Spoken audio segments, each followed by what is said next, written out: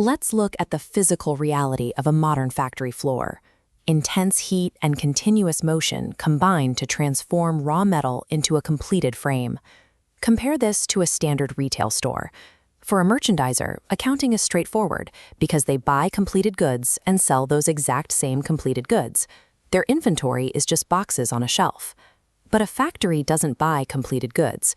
They buy raw materials and apply labor and overhead to physically change them. Because this transformation happens over time, their accounting has to track costs across multiple dynamic stages of production. A merchandiser has a single merchandise inventory bucket. A manufacturer's inventory splits into 3 categories: raw materials, work in process, and finished goods. Work in process bridges the gap, containing costs for products currently on the assembly line that are not yet complete. This 3-stage system means a manufacturer cannot simply look at a purchase receipt to know what a product costs. They have to calculate the exact cumulative cost of building the item from scratch before they can accurately report any profit. Standard financial accounting is built for the outside world. It provides historical, highly structured, and audited data to external investors and creditors. But the people running a factory floor need something different. They rely on managerial accounting. This internal system provides flexible, timely, and highly detailed data directly to the company's leaders, without waiting for an official audit. Managers use this granular, forward-looking data to plan daily operations, control specific factory segments, and make immediate pricing decisions. The primary mathematical objective of this internal accounting system is to determine the cost of goods manufactured, or COGM. COG represents the total cost of all units that were completely finished and transferred out of the factory during a specific period. If a company fails to accurately track these internal metrics, management is flying blind. They have absolutely no way to determine if the complex machinery on the factory floor is actually generating value or bleeding cash. A functioning factory generates a massive web of disparate expenses. Every spool of wire, every utility bill, and every supervisor's salary must be strictly categorized before any calculations can begin. The first major rule for categorizing these expenses is traceability. This separates costs based on how easily and accurately they can be linked to one specific product. Direct costs are expenses incurred for the benefit of one specific cost object. If you are building a bicycle, the steel tubes for the frame and the wages of the worker assembling them are direct costs. Indirect costs, on the other hand, benefit multiple units or even entire departments.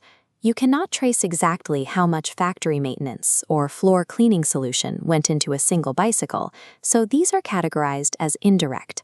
The second major classification rule is function. This rule draws a hard line between what happens inside the factory and what happens in the general corporate office. Product costs are any expenses incurred strictly inside the factory. This includes direct materials, direct labor, and all factory overhead. Because these are tied to the physical creation of the goods, they are inventoriable, meaning they are counted as assets on the balance sheet until the product is sold. Period costs are non-manufacturing expenses.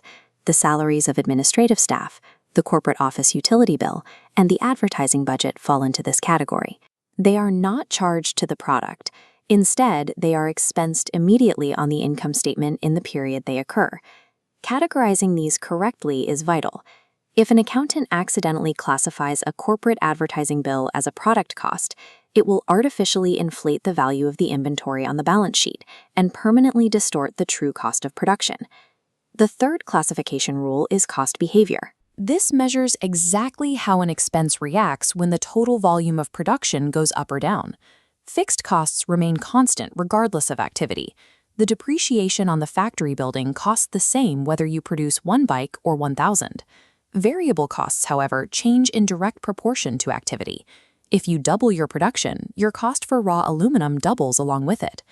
To make analyzing these categories easier, managers use specific shorthand. Direct materials and direct labor are grouped together and labeled as prime costs. Direct labor is also combined with factory overhead to form conversion costs. This represents the total expense required to take raw materials and physically convert them into a finished state. By separating expenses into prime and conversion categories, managers can isolate their data. They can evaluate the cost efficiency of their raw material supply chain entirely separately from the operational efficiency of the factory floor. Let's see how these classifications power the math. This formula builder represents the statement of cost of goods manufactured for a fictional company called Rocky Mountain Bikes. We start with direct materials by taking the beginning raw materials inventory, adding the period's purchases, and subtracting the ending inventory. We find that exactly $85,500 of raw materials were actually used in production. Next, we add the direct labor cost, which accounts for $60,000 in assembly wages over the period.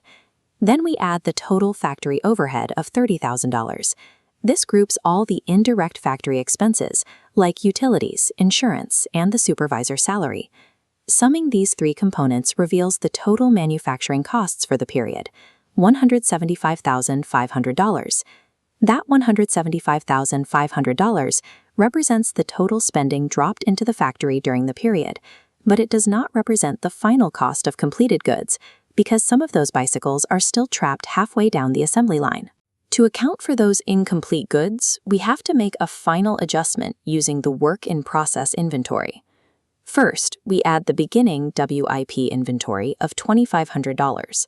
This accounts for the costs of bicycles that were started last month but carried over to be finished during this current period. Then, we subtract the ending WIP inventory of $7,500. This safely removes the costs of the bikes that are still sitting on the factory floor right now, unpainted and missing wheels, so we don't count them as finished products. Applying that adjustment reveals the finalized calculation. The cost of goods manufactured is exactly $170,500. Stripping out the ending WIP is the only mathematical way to isolate the true cost of the completed products that actually left the factory floor, fully assembled and ready for sale. Now that the factory floor has calculated its final number, we move to the corporate accounting office to see where that data actually goes. This chart shows the income statement for Legend Guitars. Notice the cost of goods manufactured line showing $290,000. For a retailer, this is just wholesale purchases. But for a manufacturer, our complex COGM calculation slots into this single space, combining with the beginning finished goods inventory. The accountant then takes those available goods and subtracts the unsold inventory remaining at year-end. This results in the final cost of goods sold of $287,500. The single, simple-looking cost of goods sold line item on an income statement actually conceals a massive hidden architecture of tracked materials, labor, and overhead. Accurate managerial accounting perfectly aligns the physical flow of production with the mathematical accumulation of costs, tracing every cent from raw materials through the work-in-process phase and finally into finished goods is the only reliable method to demystify factory spending.